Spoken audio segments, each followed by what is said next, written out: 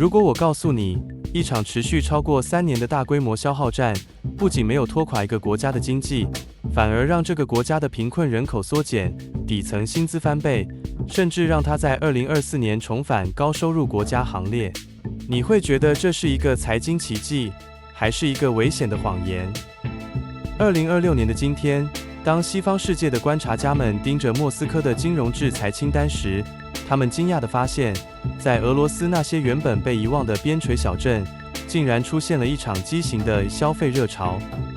原本买不起车的家庭，换上了全新的休旅车；原本负债累累的农民，突然清空了所有信用卡。根据最新的经济数据，俄罗斯的 GDP 在战火中依然保持着令人困惑的正增长。这种现象被经济学家称为俄罗斯经济之谜。很多人会问，钱从哪里来？仗打得越久，难道不是越穷吗？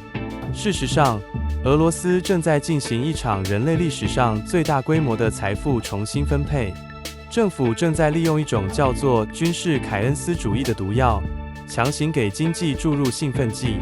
他们把原本该盖学校、建医院、发展高科技的预算，全部装进了炮弹和士兵的口袋里。这让那些原本处于社会最底层的家庭，获得了前所未有的现金红利。但这种越打越有钱的繁荣，究竟是实打实的财富创造，还是崩溃前夕的最后狂欢？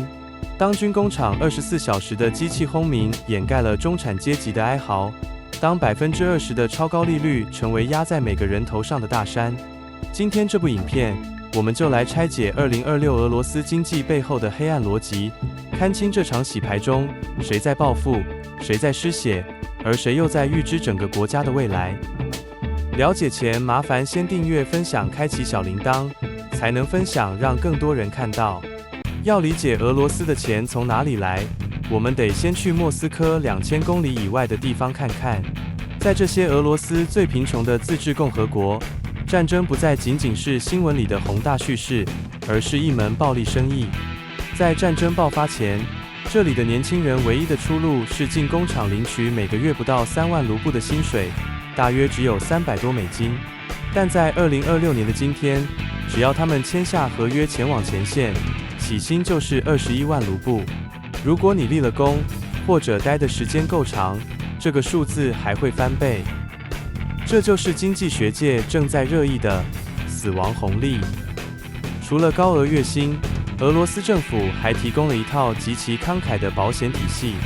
如果一名士兵受伤，他能领取数百万卢布；如果他不幸阵亡，他的家属获得的补偿金、保险金加上地方补贴，总额最高可达1200万卢布。这是一个什么概念？在这些穷困地区，这笔钱相当于一个普通劳动力30到40年不吃不喝的收入总和。对于一个原本住在漏雨木屋，连室内马桶都没有的家庭来说，这是一笔足以改变家族命运的巨款。于是，荒诞的一幕出现了。当前线陷入僵局时，俄罗斯的2、3线城市却迎来了消费奇迹。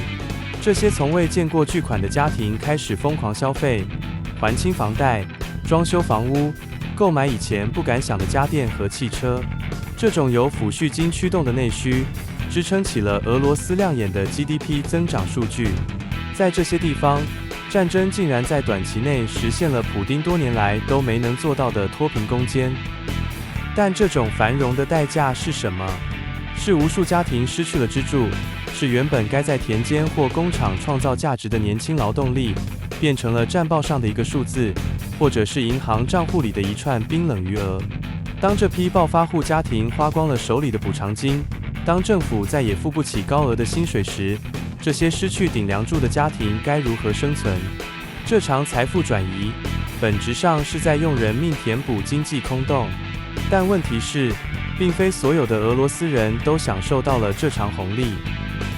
当偏远地区的农民靠着死亡红利实现消费升级时，俄罗斯的大城市中产正在经历一场无声的灭绝。对于住在莫斯科或圣彼得堡的工程师、医生和中小企业主来说，战争带来的不是红利，而是精确的绞杀。他们曾是俄罗斯最接近现代化的一群人，但现在他们发现自己正站在财富崩塌的边缘。第一个杀手是超高利率。为了压制军费支出引发的恶性通胀，俄罗斯央行将基准利率长期维持在15%到20%以上的高位。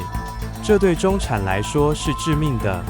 你的房贷月供翻了倍，你原本想扩张的小公司因为借不到钱而倒闭。第二个杀手是消失的购买力。虽然官方宣称 GDP 在增长，但中产阶级最依赖的进口物资，从心脏药物、汽车零件到高端晶片，价格全都翻了数倍。以前你买的是福斯，现在你必须花2倍的钱去买一台换标的中国车，而且维修零件还要等上3个月。财富不仅仅是金钱，更是机会。这场战争切断了俄罗斯精英与全球经济的联系。数十万 IT 精英和高级知识分子选择带着技术和资金逃离，留下来的人则面临着阶级下流。在财经逻辑中，这叫做资源错配。国家最聪明的大脑不再研发软体或疫苗，而是在研究如何规避制裁，买到一颗洗衣机晶片来修坦克。中产阶级累积了20年的资产，正在卢布的贬值与物价的飞涨中，被战争机器一点一点的蚕食。最讽刺的是，为了支撑前线高昂的开支，2026年俄罗斯政府正式举起了税收大刀。这项被称为公平改革的新税制，本质上就是向大城市的中产与富裕企业征收更高的税，好拿去填补那些发往农村的抚恤金。这就是2026俄罗斯的真相。政府正在抽干城市的血，去供养战壕里的肉。在财经领域，有一种增长叫做无效增长。如果你盖了一座桥，这座桥可以促进物流，带动贸易，创造几十年的价值。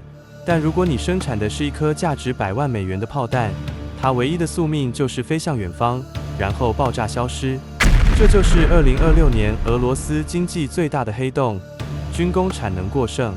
虽然军工厂24小时运转，创造了大量的就业和 GDP 数据，但这些产品不产生任何二次经济收益。它们不进入流通市场，不改善人民生活，它们只是在燃烧国库。这引发了一个极其危险的副作用：经济结构的畸形钙化。为了维持战场消耗，俄罗斯将全国近1/3的预算投入军事，这意味着民生基建被停滞，医疗设备无法更新，科研经费被抽干。这种模式就像一个长期服用兴奋剂的运动员。在2026年，俄罗斯的工业体系已经高度依赖战争订单。工厂习惯了不继承本地生产军火，工人习惯了高额的战时津贴。这种依赖性就是经济学中的荷兰病，只不过俄罗斯患上的是比石油依赖更难戒掉的战争依赖症。更致命的是，这种增长是没有技术含量的重复。因为制裁，俄罗斯失去了接触全球前沿技术的机会。当美国在研究 AI， 日本在研究机器人，欧洲在研究绿能时，俄罗斯最顶尖的工程师却在研究如何用30年前的设计图来修复老旧坦克。这导致了技术倒退型增长。数字上你在前进，但代价是与世界科技文明的代差被拉大到了20年以上。这种代价，在战争结束的那一天，会以最惨烈的方式爆发出来。回到我们最初的问题，俄罗斯真的越打越有钱了吗？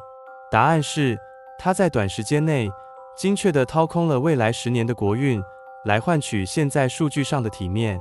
他透过一场残酷的阶级洗牌，让底层拿到了带血的现金，让中产承担了战争的成本，让国家背负了结构性的剧毒。